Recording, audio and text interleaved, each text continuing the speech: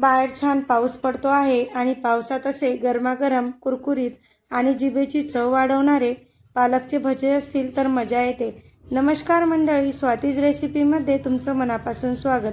आज आपण अगदी 10 मिनिटात हॉटेलसारखे क्रिस्पी आणि आतून मऊ पालकचे भजे कसे बनवायचे ते पाहणार आहोत. पण त्याआधी आपण जर चॅनलवर नवीन असाल तर सबस्क्राईब करा. चला तर मग वेळ न घालवता रेसिपीला सुरुवात करूया. सर्वात आधी आपण पालक हा स्वच्छ धुवून घेतलेला आहे. आता पालक कोरडे करण्यासाठी आपण एका रुमालात पालक हा पुसून घेऊया आणि मग नंतर कट करायला घेऊ. 2 पाण्याने छान स्वच्छ धुवून घ्यायचं आहे, कारण एखाद्या वेळेला बारीक माती लागलेली असते. थोडंसं ओलसरपणा जाईल असं पुसून घ्यायचं आहे. आता बारीक कट करून घेऊया.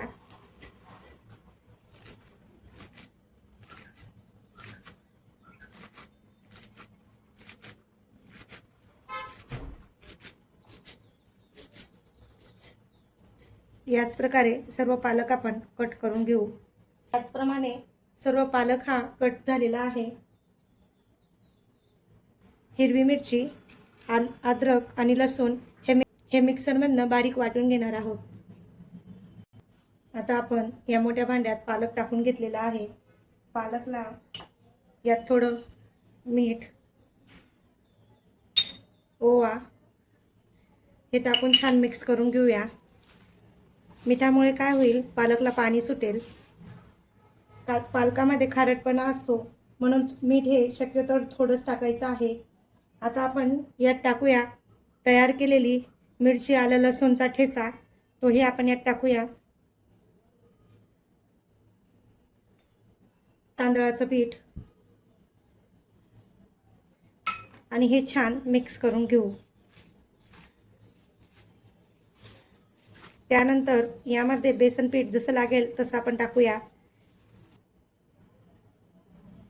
बेसन पीठ हे शक्यतो थोडं थोडंच टाकत जायचं आहे, कारण आपल्या पालकला जेवढं लागेल तेवढंच टाकायचं आहे.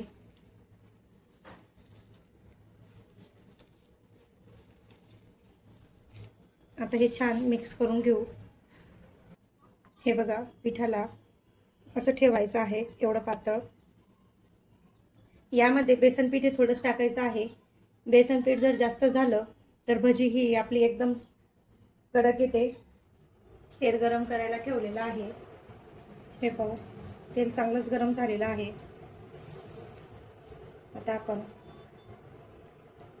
यावर तेल छानपैकी टाकून घेतलेलं आहे. यामुळे काय होईल, आपल्या भजीला छान क्रंची आणि क्रिस्पी होईल भजी. भज्यांमध्ये जास्त तेल घुसणार नाही.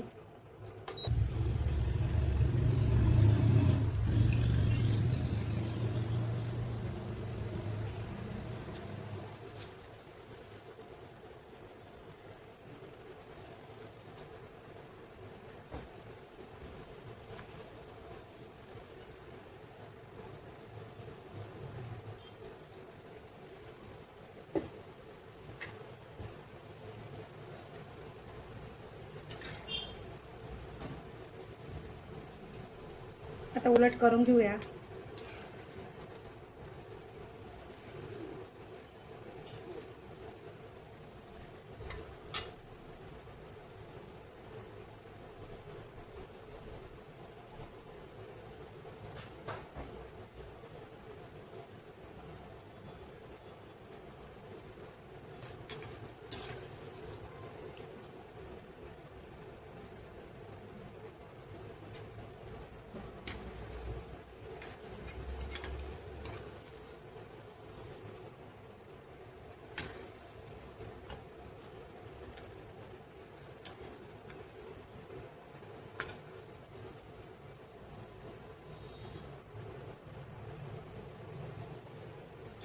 हे पाहू शकता.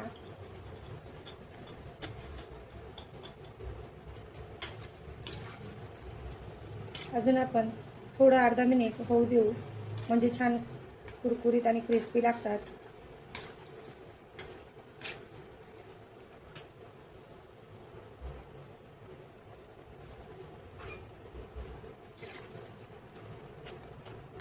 हे पहा, आवाज बघू शकता.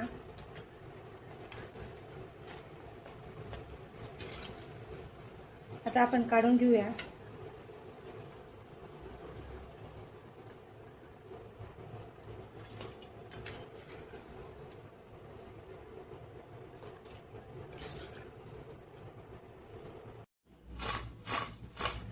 ऐकला का आवाज? आवाज किती कुरकुरीत असा येतोय.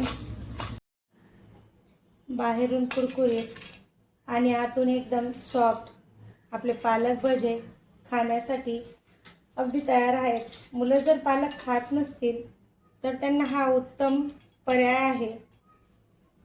ही रेसिपी आवडली असेल तर लाईक करा, शेअर करा आणि आपल्या स्वातीज रेसिपीला सबस्क्राईब करा. पुन्हा भेटूया अशाच नवनवीन रेसिपीसह.